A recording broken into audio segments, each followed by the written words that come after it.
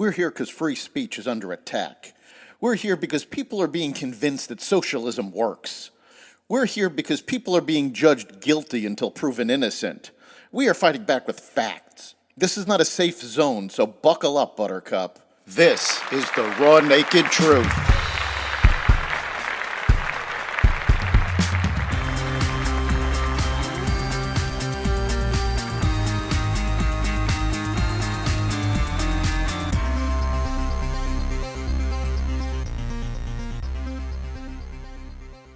Indictments unsealed, China's espionage activity, Democrats call for debates, and more. Welcome to the Raw Naked Truth. I'm your host, Eric Lupkin, and here's the news you need to know.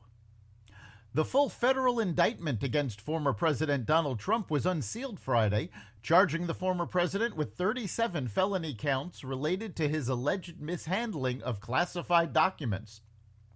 The indictment, helmed by special counsel Jack Smith, is a scathing accusation of national security mismanagement. The indictment alleges that Trump had a massive collection of boxes with classified information moved to his private residence at Mar-a-Lago as he left the White House. Photographic evidence included in the indictment showed piles of boxes throughout Mar-a-Lago, including boxes stacked halfway to the ceiling in a bathroom. Many of these documents contained highly sensitive defense and weapons capabilities information, according to the indictment. Trump commented, speaking at the Republican state conventions in Georgia and North Carolina. Trump blasted his indictment as a travesty of justice, claiming that it was the latest in a long line of witch hunts to try and sink his candidacy for 2024. He also pointed out that President Biden had stashed secret documents in Washington, D.C.'s Chinatown neighborhood. It has been established that Biden had classified documents in various locations, including an office shared with his son Hunter and his garage that was the location of an episode of Jay Leno's Garage, filmed while the classified documents were there. "I will never yield. I will never be detained," Trump concluded his statements. China has been using a spy base in Cuba to electronically track signals from nearby U.S. military installations. A Biden administration official stated the spy base was an issue that had been inherited from the previous Trump administration and that Biden was briefed on the base after taking office. Intelligence officials have confirmed the espionage operation, but said that there was no Chinese spy base in Cuba prior to the Biden administration. It was first reported this past Thursday that an agreement had been put in place by Cuba to allow China to build a spy facility on the island, though National Security Council spokesman John Kirby had said those reports were not accurate. A Cuban foreign minister tweeted that reports of the Chinese spy base in Cuba were slanderous speculation. Meanwhile, the United States has begun a $28 million renovation project at the American Embassy in Havana, Cuba, representing a major facelift for one of the island nation's key diplomatic attachés. Much of this funding will allegedly go towards improving the embassy's appearance, which had been neglected upon its reopening to Cubans seeking visas after a 5-year absence. This includes fixing rusted fences, damaged walls, and crumbling facades from hurricane damage.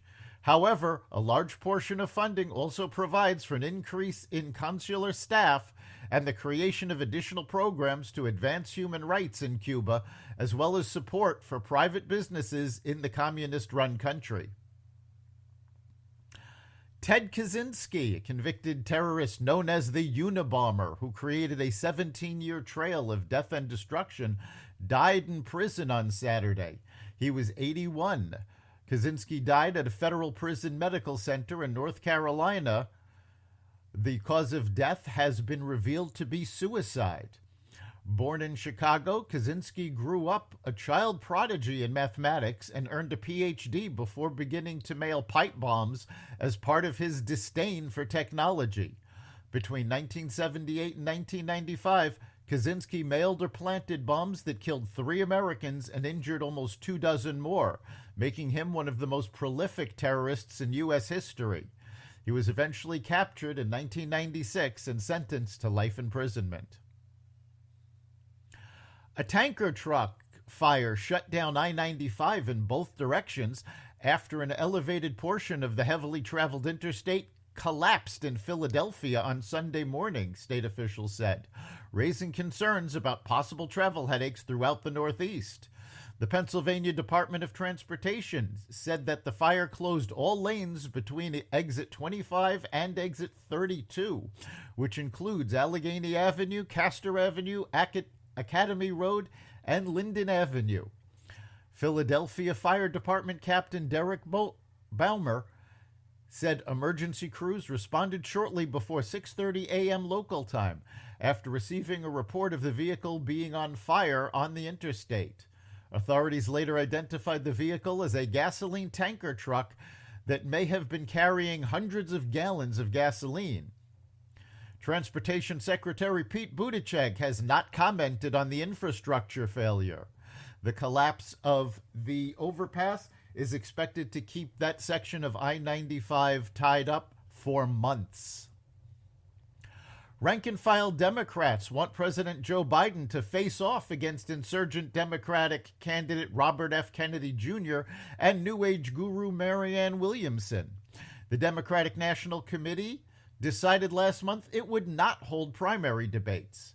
8 in 10 Democratic primary voters say in a USA Today Suffolk University poll they would like to see a series of Democratic debates during the 2024 campaign. That includes an overwhelming 72% of those supporting President Joe Biden. Another poll by Redfield and Wilton Strategies of 1,500 voters found that 68% of eligible voters believe the Democratic Party should host primary debates. Only 15% said they thought the Democrats should not hold debates. Biden's campaign co-chairwoman denied that the president is against debating. 70% of Americans said they did not want Biden seeking a second term. However, the president said last week that he felt up to the challenge of running as the oldest chief executive in American history. That's the Raw Naked Truth. You can catch every episode of The Raw Naked Truth at xvadio.com/podcasts, the Apple Podcasts app, Google Podcasts, Spotify, iHeartRadio, Stitcher, Amazon Music, Audible, and other platforms that respect freedom of speech. We'll see you next time.